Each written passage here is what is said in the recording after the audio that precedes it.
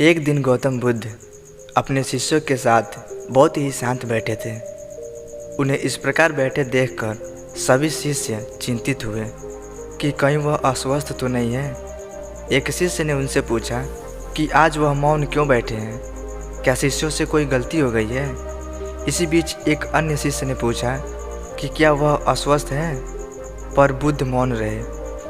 तभी कुछ दूर खड़ा व्यक्ति जोर से चिल्लाया, आज मुझे सभा में बैठने की अनुमति क्यों नहीं दी गई है। बुद्ध आंखें बंद करके ध्यान मग्न हो गए। वह व्यक्ति फिर से चिल्लाया, मुझे प्रवेश की अनुमति क्यों नहीं मिली। इसी बीच एक शिष्य ने उसका पक्ष लेते हुए कहा कि उसे सभा में आने की अनुमति प्रदान की जाए। बुद्ध ने आंखें खोली और बोले, नहीं, वह अछूत है, उसे आज्ञा नहीं दी जा सकती। यह सुनकर शिष्यों को बड़ा आश्चर्य हुआ। बुद्ध उनके मन का भाव समझ गए और बोले, हाँ, वह अछूत है।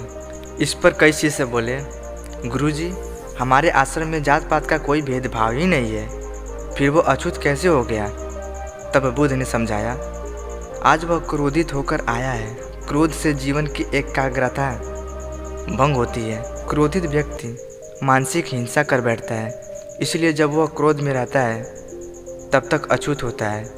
इसलिए उसे कुछ समय एकांत में खड़े रहना चाहिए। क्रोधित शिष्य भी बुद्ध की बातें सुन रहा था। पश्चाताप की अग्नि में तप कर वह समझ चुका था कि अहिंसा ही मनुष्य का महान कर्तव्य व परम धर्म है।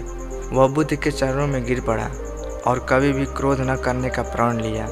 तो दोस्तों, इसका मतलब है कि क्रोध के कारण व्यक्ति अनर्थ कर बैठता है और उसका पश्चाताप उन्हें बाद में होता है, जिनका कोई लाभ नहीं मिलता।